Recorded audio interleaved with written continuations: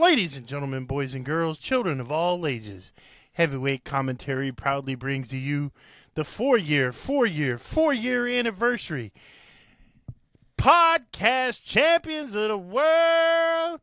It's my main man, Mr. Breezy, and I'm your boy, Big K-Dawg, and we are the Heavyweight Commentary 4 years strong.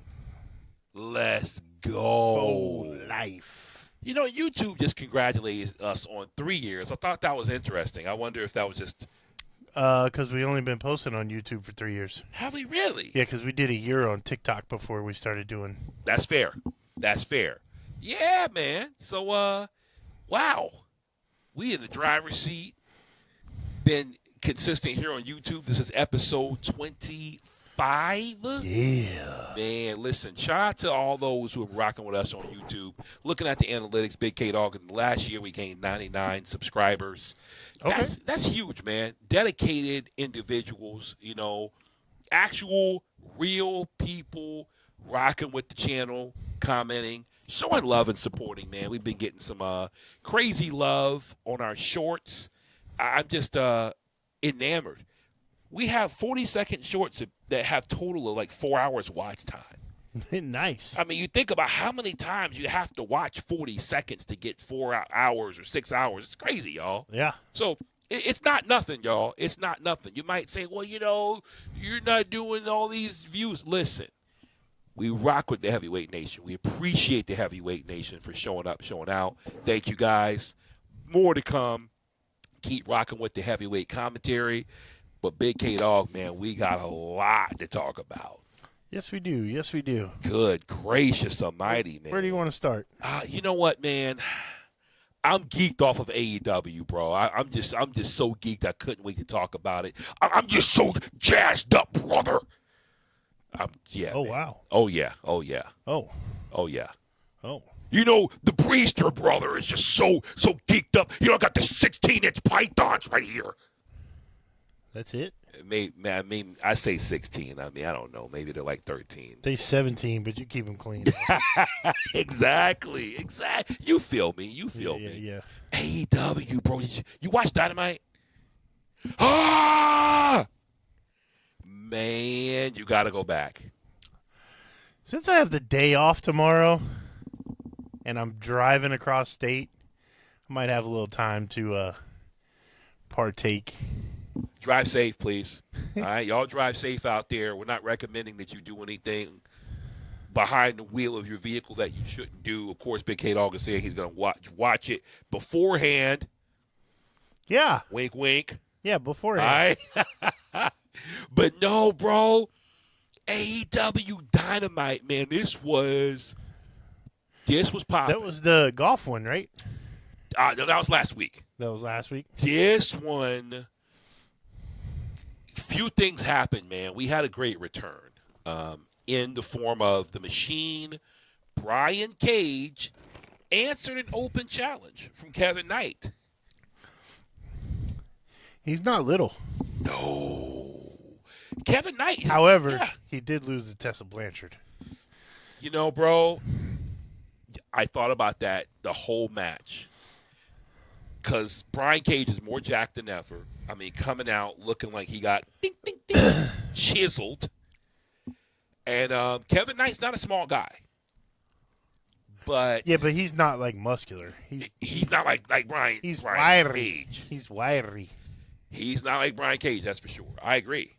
The Machine came back after apparently 14 months off TV. It's really unexplained. They said he was injured, but we know he's been taking dates at a lot of places elsewhere. So Bray ain't been injured that long. Came back strong, looking great.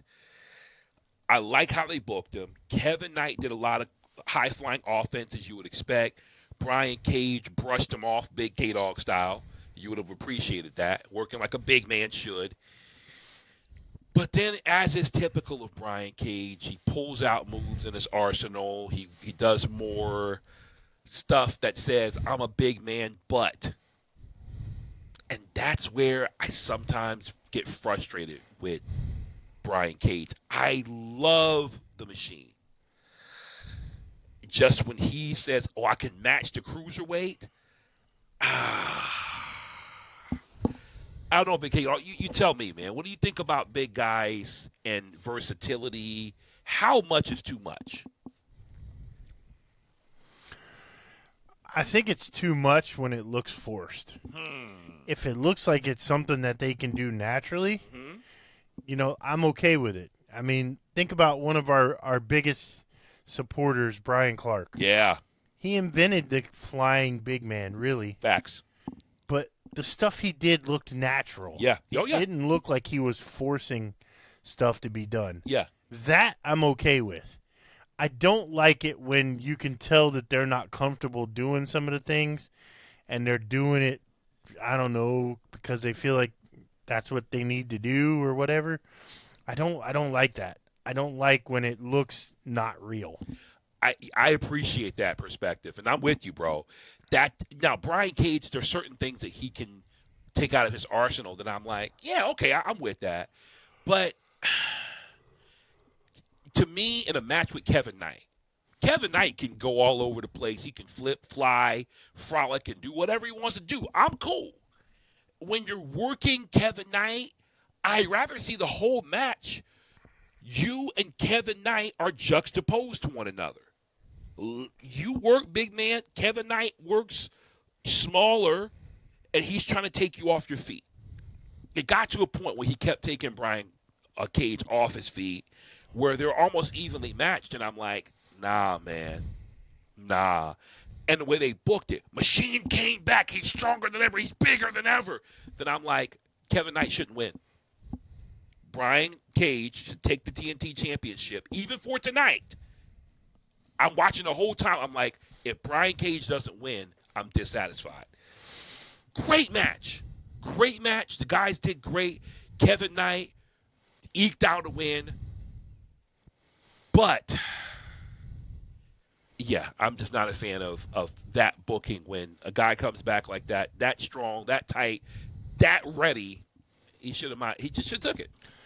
I don't think you should go that ready. that ready. I mean, pause. Hey, yo, Paul. I mean, if he rises to the occasion, Paul. Crazy. Yeah, man. So that's my take on that, man. But you gotta watch, bro. The match of the night. And just barely overcame Darby Allin and Takeshita. Will Ospreay versus Ace Austin. I bet that was a good match. I hardly agree with Brian Alvarez, but I think Brian Alvarez's observation was on point. When you watch the match, you'll see it, man. Will Ospreay worked an Ospreay match. Problem is, he's been with the Death Riders. His first time wrestling since working with the Death Riders. John Moxley says, hey, you're going to have that killer instinct, kid. You're going to have the eye of the tiger again, kid. And he kind of comes out and wrestles like a better, more dialed-in version of Ospreay. But it's not like he's a killer. And I think they should have booked it more of a squash, not against Ace Austin, because I get putting it over Ace Austin. It should have been another talent that he basically squashed. Should they, though, or should it be a transition? If it is, I'm with it. Because I feel like if they're building that he's training and learning, he's not going to be complete the first match. That's fair. He's going to have a lot of him old self with a little bit of new aggression. I feel you. If it's a true transition, if that's what they're trying to build. If they're not, then yeah, he should have came out and just been like ultimate, destroyer guy. Yeah. But if they're building that he's learning, then he has to learn. He's not going to learn everything the first time, so he's going to have to adjust. And his majority skill set is going to take over, and he's going to have a little bit more aggression. And then the next time out, he's going to have a little bit more aggression. Yes. I think it's good that he wasn't like all out right away, personally. Now, that I like. I'm with you if they do book it as a progression. I'm with that. And no, that's a good point. As long as it is that and it's not just like Ospreay who's getting some tips from the Death Riders, he really needs to adjust that style and incrementally dial it up. I'm with you. Absolutely. Absolutely. Yeah, man. Darby Allin versus Takeshita. This is another one where I'm like, dude, a guy who is as hot as Takeshita paws versus Darby Allin, who is the champion, you kind of paint Takeshita into a corner. Because, man, Takeshita can go. And, man, he's on the cusp.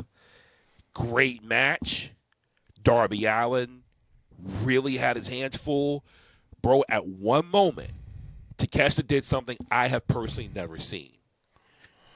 He got Darby Allin up on the top rope, wrapped him for a German suplex. Now, typically, your guy would throw his opponent over and flip him and whatnot off top rope, right? This man holds on to Darby Allin, avalanche German suplex, and drops him slap on his neck. And keeps the bridge off the top rope. Unreal. That's impressive, actually. Dude, when you see it, you're like, because even Taz was like, oh my gosh. And the announce team is like, we've never seen somebody hold on and keep it. Crazy. Darby Allin had to pull out all the stops. He made it. I think that's a good thing about him, though. Yeah. Is you can do things with him that you can't do with most people because he just doesn't get hurt. You're not lying. I mean, he gets hurt, but he doesn't get hurt. Like, it doesn't hurt him. That kid's unbreakable. He's like another Dolph Ziggler, man. Like, dude don't have bones. Unreal. But, yeah, man, he did it. You like it when guys have bones? No, I am not. Hey, yo, wait. What the hell? Oh, my God. No. But, yo, he got the match, called out MJF for the contract signing immediately after. It's official now, MJF hair versus title. We shall see at Double or Nothing. Will MJF lose his hair, Big K-Dawg? No. You don't think so? No. I'm going for bald MJF.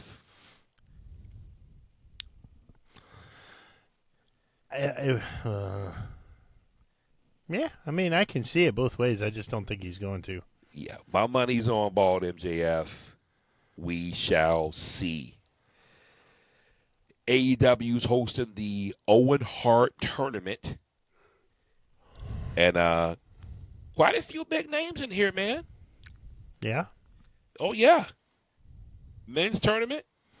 You got Samoa Joe and Will Ospreay in the first round. You got Mark Davis and Jungle Jack Perry. That does not seem like a good matchup. Nah. That's like saying, let's put JBL against, what's the dude with one leg? Zach what? Oh, I know you're talking about, too. I'm going to forget. I know you're talking about, though. It's Zach something, right? Yeah. Oh, yeah. That's like pitting those two against each other. There's no way that Jungle Jack Perry should beat Mark Davis. You say that? I'm positive. I would put serious money on Jungle Jack Perry winning. That's the story they want to tell. I'm not saying it should be the case. I will agree wholeheartedly that Mark Davis needs to be the victor. I just can't see Jack Perry losing in the first round. Could be wrong, though. I hope I am wrong. Samoa Joe, Will Ospreay. They're already hyping this up. Who you got, man? You think Will Ospreay or Joe? Ooh, that's a good one. I think Will Ospreay. Yeah. He's the odds-on favorite. Oppositely, we've got Swerve Strickland and Bandito Swerve. all day. And that's taking place at Double or Nothing, by the way. Claudio Castagnoli and Brody King. You know, hot take. Uh-huh. I don't care for Brody King. I'm not mad at you. I don't see what the hype is about. I just don't. You know what I think you know. the hype is about? It's his political comments.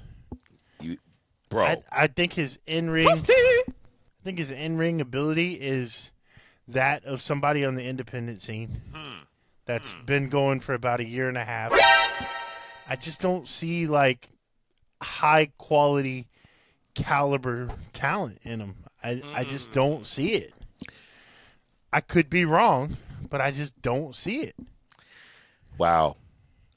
You know what, bro? I'm not mad at you. I'm glad somebody said it because I've been kind of mulling it over, and I can firmly agree.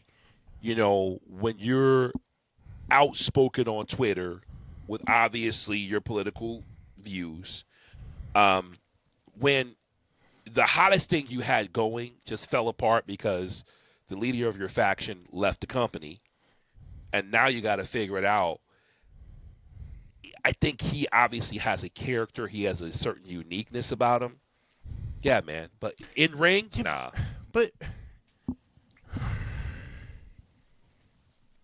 the dude is what, 6'6"? Big.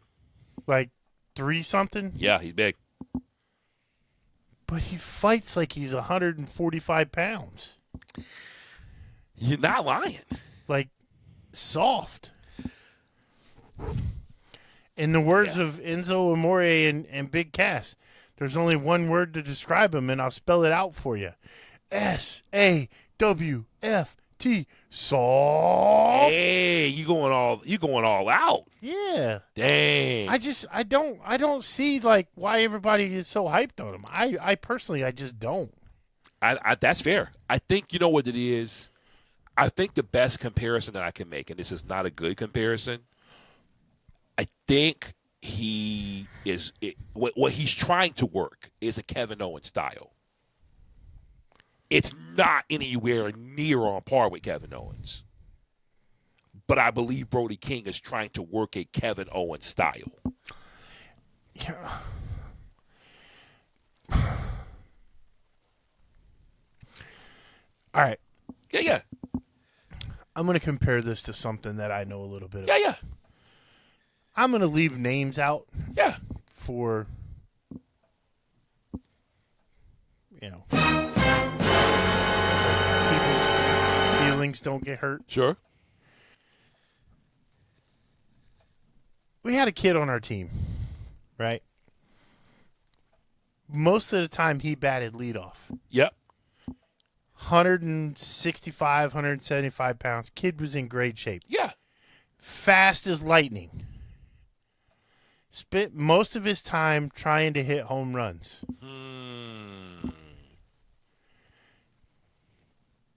Yeah, he hit some home runs.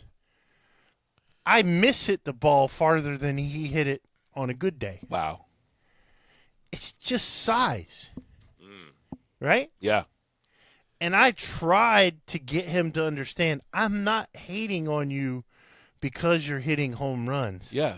I'm hating on you and I'm coming at you is because you're not doing your best to help the team. Your role is leadoff. Sure. You should be getting on base and causing havoc on the base and causing guys to throw the ball around so that when guys like me get on and I'm running, they're not confident because they've already thrown the ball wild, rushing, trying to get you out, and you've put doubt in their heads because of the havoc that you're causing. Yep. You make it easier on everyone else by doing that. But when you pop out and you hit long, lazy fly balls trying to hit home runs, you take your portion and your contribution to the game out of it. Yeah. You have a guy that is 6'4", 6'5", 6'6", 300+ pound monster that doesn't wrestle like a monster. And now you've taken that part of the company's ability to make you look good away because you don't perform in the best way that you should be performing. I'm sure when they signed him, they didn't go, we want a guy that's going to try to wrestle small when he's 6'6". I'm sure they were like, this dude is a monster. He looks like a monster. He's tatted up. All it looks crazy. But we're going to get a soft, like fluffy marshmallow fluff version of a monster. We wanted the abominable snowman, but we got the Michelin man. Wow. Dang. And that's my point. Like, I that's my beef with the big guys. Yeah. It's like, be big. Well, there's nothing wrong with being big. You don't have to do flips and stuff to be cool. You know what's cool? You hit the guy so hard his chest caves in. Exactly. You know what's cool? You kick the guy so hard he flips over backwards twice. Exactly. Before he hits the ground. That's cool for a big man. Yeah. You do big man things. You don't try to do little flashy things that look terrible because you're not good at it. Bro. Be big. I'm not saying like you can't do like a flying forearm or something like that. Yeah. But do it. Do a flying forearm like Obafemi. Exactly. Jump across the ring, go bow, and spin out of it, and then make it look like it's so devastating. Yes. Don't just like jump to be jumping. I think, honestly, you got guys out there who were trying to emulate a Bray Wyatt type style where Bray Wyatt was innovative. But what people don't understand about Bray Wyatt is that he wasn't just trying to be flippy and doing silly stuff. Bray Wyatt was throwing his body around. Yeah. It was the fact of if you jump at somebody, they're not going to catch you, right? Hey, if I jump at somebody, I'm 300-something pounds. You're not just going to catch me, right? It's going to hurt if you do. I'm probably going to land on you or whatever. That was the point, throwing your body around. People, Big K-Dawg called Brock Lesnar lazy and said, oh, man, he's working a lazy style. But you paid to see Brock demolish somebody. Lazy, huh? I seem to remember him throwing people around the ring. Yes. Yes. Listen, when you dump a guy on his head 15 times, you don't have to be fast. That's my whole point. Like, when you're a big man and you bust somebody's gourd open and you power slam him and knock the wind out of him, you don't got to jump on him right away. You don't got to run around the ring and do all kinds of crazy stuff. Yes. You can stroll around the ring and work like a big man. Like, you can be an intimidating force. It's okay. Yes. It's almost like the anti-bullying thing has taken over wrestling, and big guys aren't allowed to be big guys anymore. Like, you can't be intimidating. Even though you're 6'6" and 385 pounds, you gotta fight like you're 5'10" and 175 pounds. They're not allowed to be like.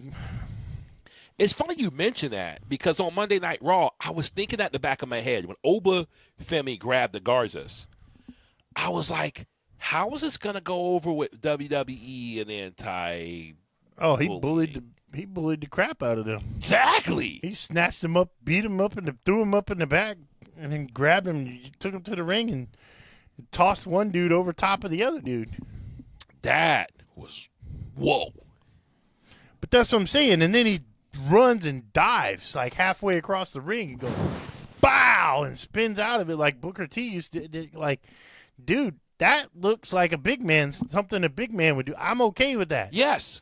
Big men trying to do cannonballs in the corner that you can't even flip over the whole way. It looks bad. Yeah. And again, like Bray Wyatt did, like so many other big men have done. Goldberg revolutionizing the game with the spear because it's a football tackle. The idea of what a big man should do is throw his weight around. If he's going to hit you with something flying, it's not. But go back to Legion of Doom, Doomsday Device, right? Yeah. That wasn't a big man who could fly and who was agile. He was just going to jump and just try to take your head off. Yeah. That was the whole point. It wasn't supposed to be a fancy dive off the top. And it was like considered one of the most dangerous finishers in the game. Yeah, because all the dude was doing was just jumping and God forbid. And clotheslining the ever-loving crap out of you. God forbid he hit you wrong. You never knew how, my man, what was it? Was it Hawk? Animal. You never knew how he's going to hit you. Well, the only way you knew how he was going to hit you was hard. I seen that meat hook take somebody's chest, neck, head. It was whatever. Hey, like we always said, people when they got to the arena, they were hoping they didn't see their name against the Legion of Doom because they knew they were going to get beat up that night. Yeah, that's big man though. That's at the end of the day, I'm with you on that. Yeah, Brody King is not. By far, he's not my favorite big man. I'm with you. I know, we spent 20 minutes talking about that. Man, hey, man, it beats like that. The Women's Owen Hart Cup tournament, Persephone will take on Hazuki. Apparently, she's of Joshi wrestling fame. Not familiar with her. My first beef is the first name you said. Persephone. How's that spelled?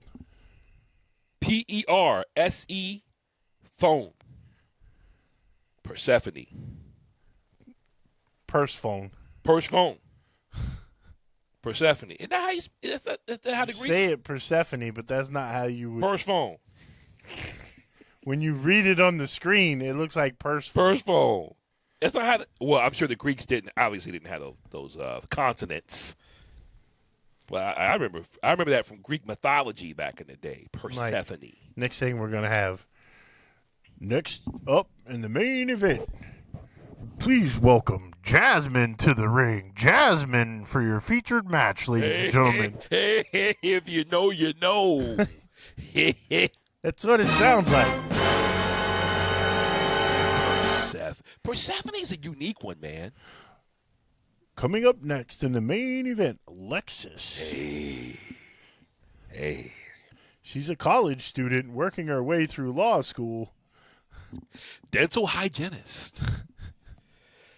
Yeah, she's a unique one, though. I mean. Yeah. She's a good talent. I'm not fond of the name. But I'm also old school, so. No doubt. And that's okay. Willow Nightingale versus Alex Windsor. Willow Nightingale's my secret love.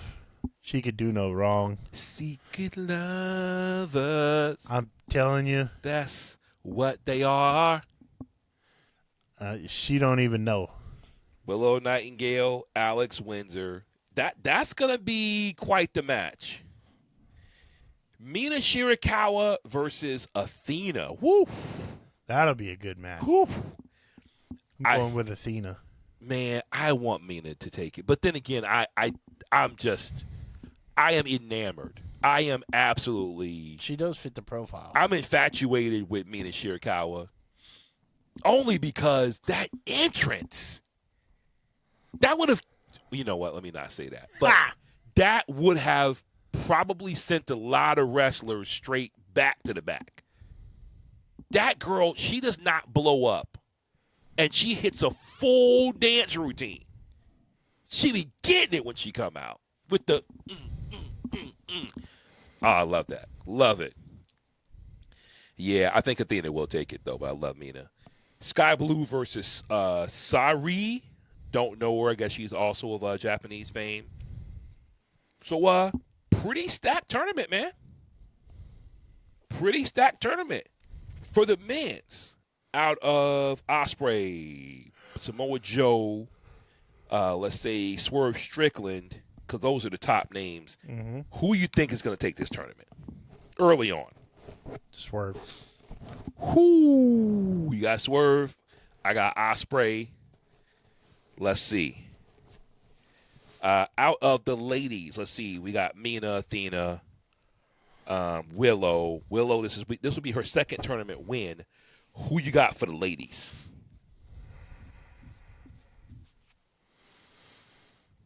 I can't go against my girl. I'm going with Willow. All right. It remains yet to be seen. One thing's for sure, man. I had to start the show with AEW, bro, because they're cooking, man. They are just cooking. But WWE, they did their thing at Backlash. Big K-Dawg, any standout moments, highlights from Backlash?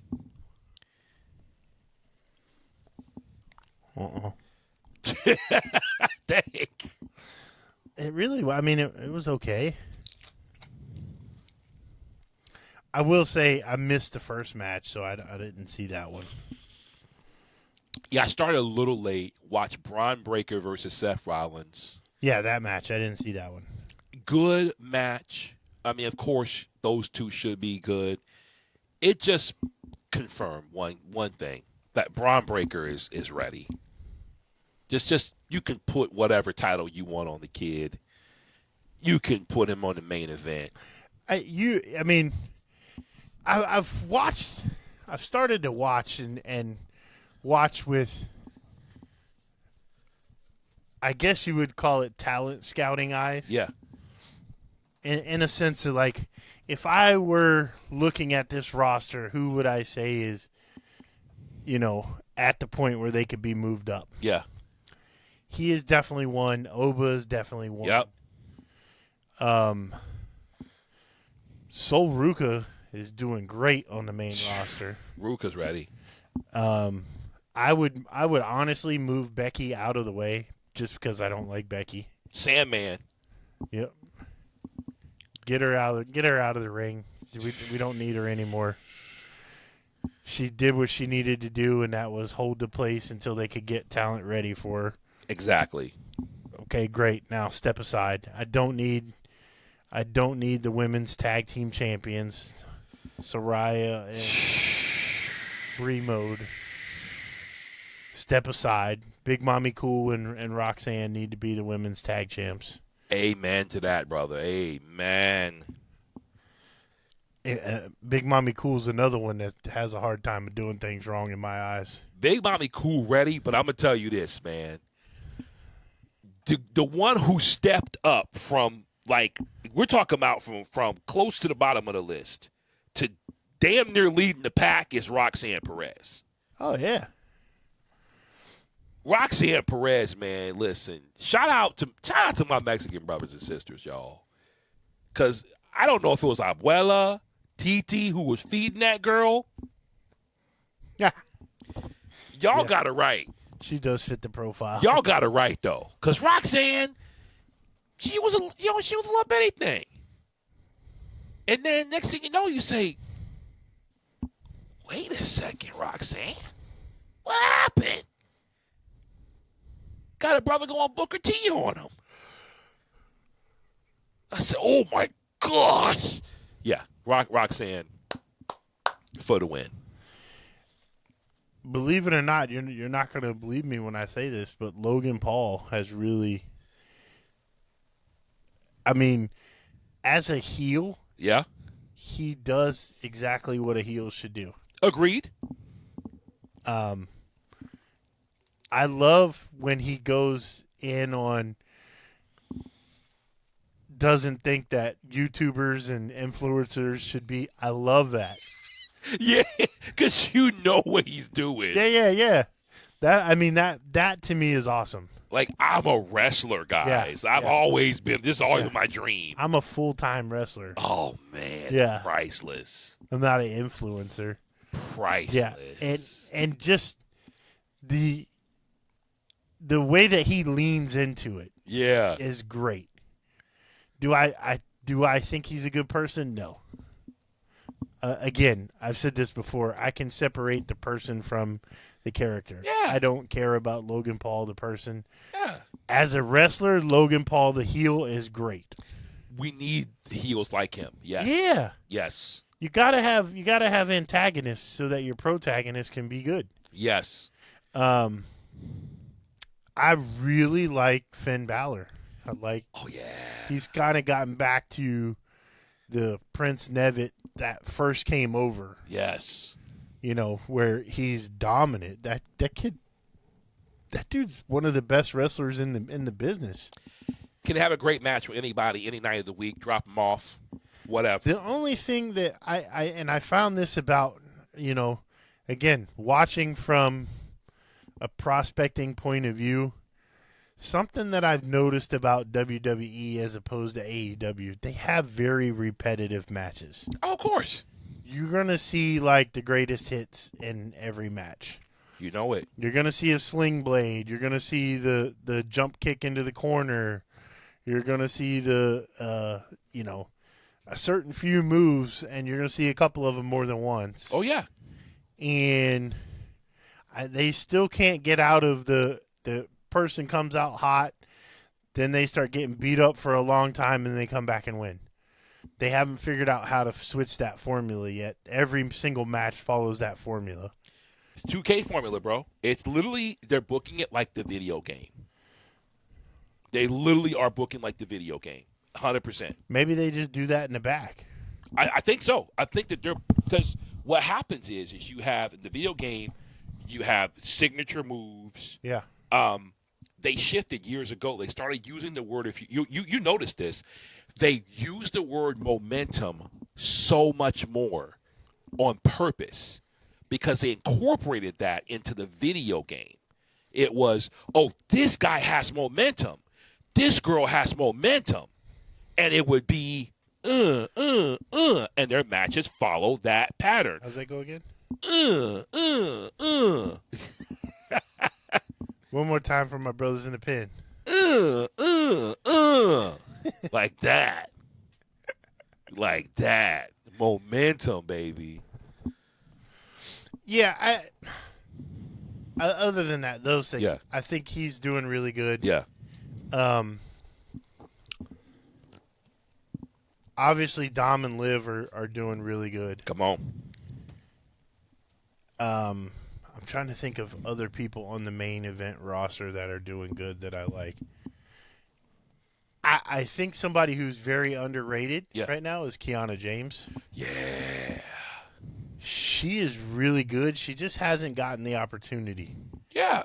She's been booked as the beat-up throwaway character for so long.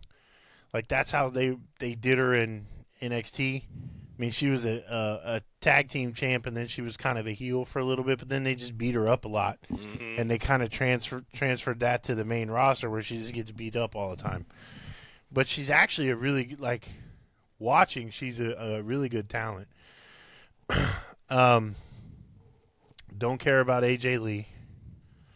Don't care if the other Bella twin, Nikki, I don't care if she comes back.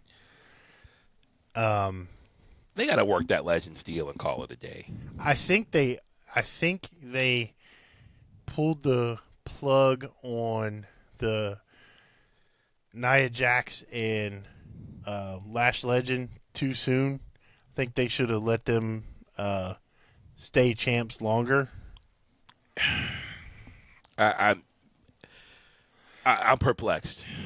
Again, there you have it. You have two girls that are so much bigger and stronger than everyone else. I mean, for all intents and purposes, Nia Jax but Lash Legend caught Otis out of the air. Come on, bro. She caught Otis out of the air. And she was still. She was rigid. It wasn't like she was like, oh. The girl just stood there. So when you have a talent like that and you make them look weak, you kind of paint yourself into a corner because now you can't make her look strong again. Well, you know, the problem is they build them up on purpose to say, let's get them to Mania, brother. And it's like, why? Why? They could be a main attraction. You don't need to just get them to Mania. But get them to Mania for what? We're going to have a big comeback. From who? I mean, just looking, they did my girl Jade like that. Yes. Yes. Kept it warm for Mania.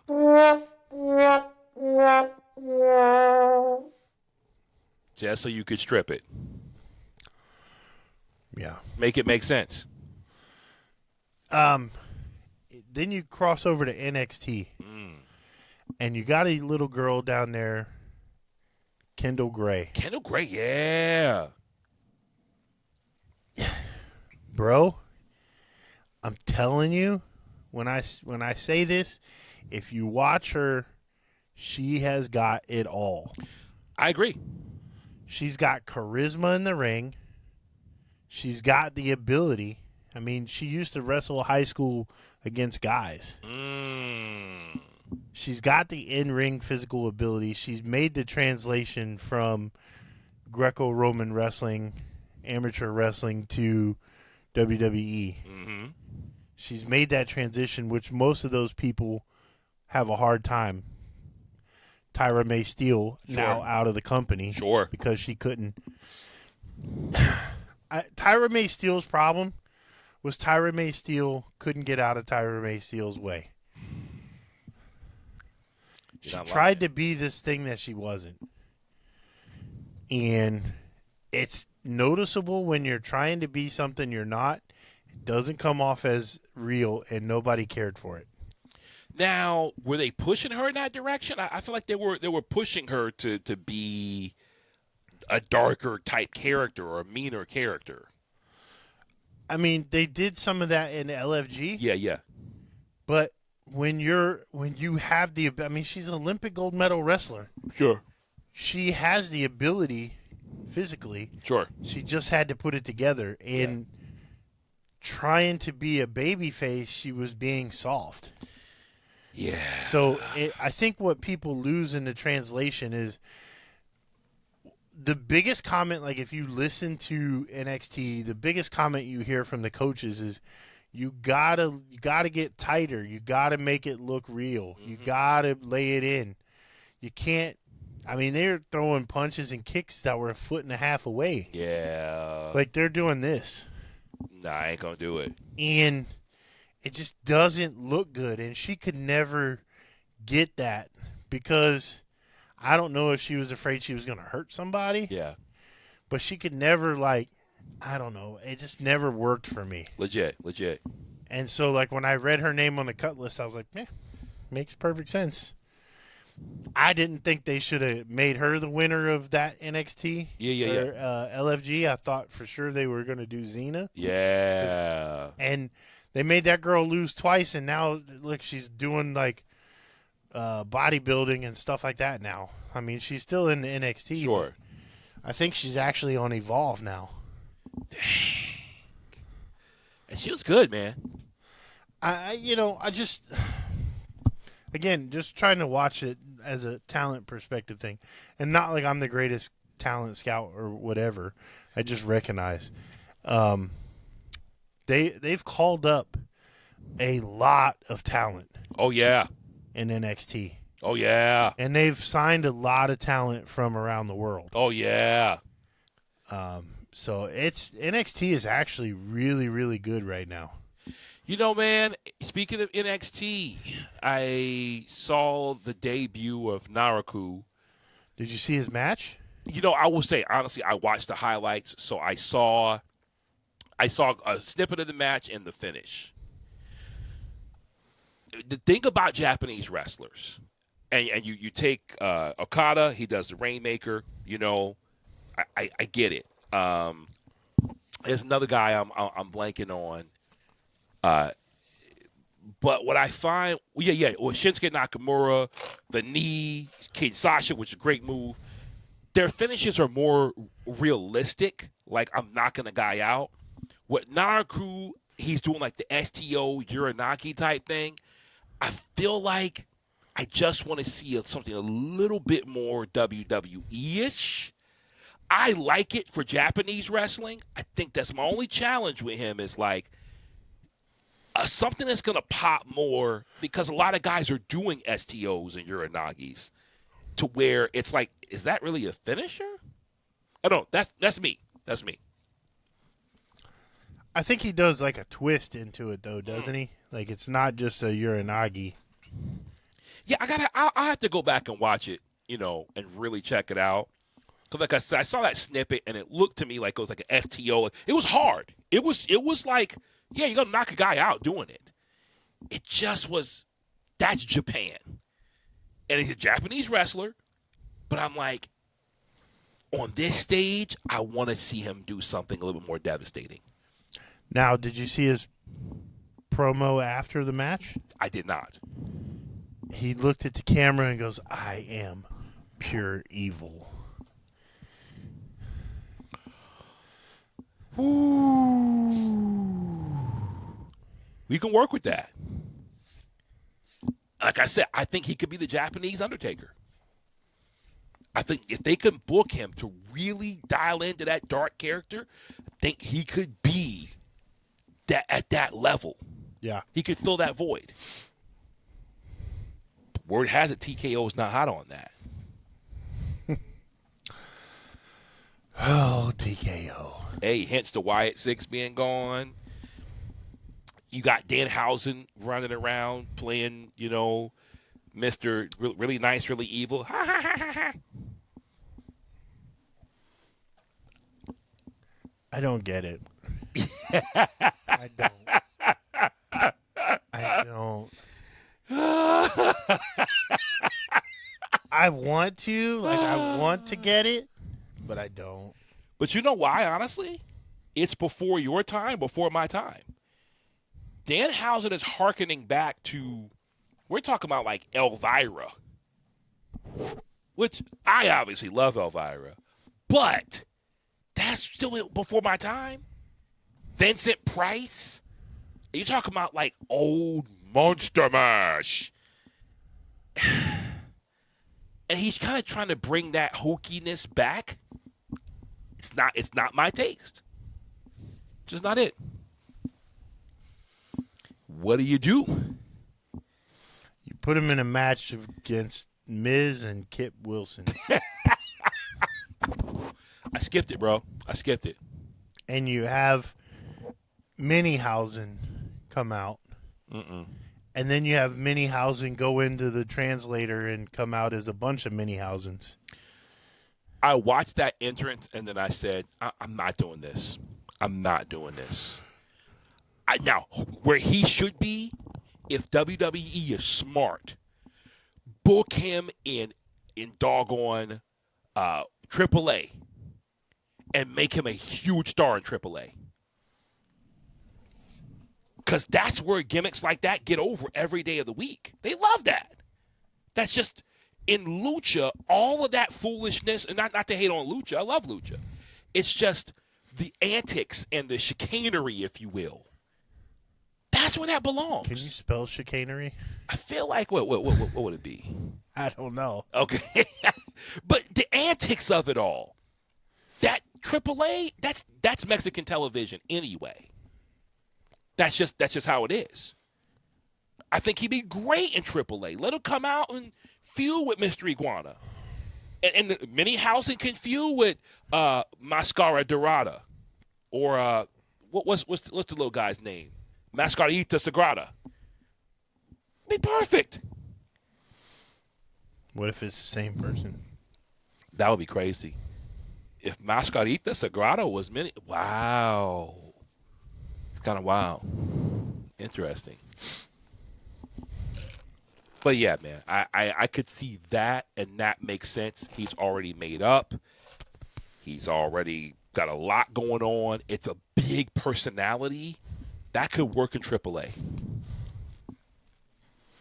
Yeah, it's just kind of silly. Skipped it.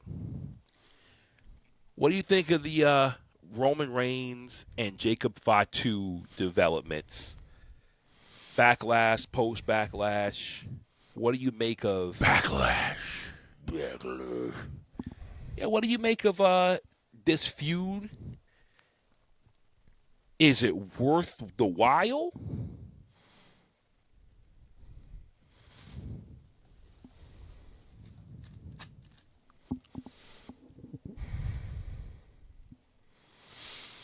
If you're going to build him up, Yeah. like he's going to beat Roman, he should beat Roman. Ooh. Whoa. But if you're going to build him up like he should beat Roman just to put Roman over, it doesn't make sense. Wow. Roman doesn't need that. Wow. Just saying. I feel you. And watching Backlash, and then, of course, Jacob coming up just short. Pause.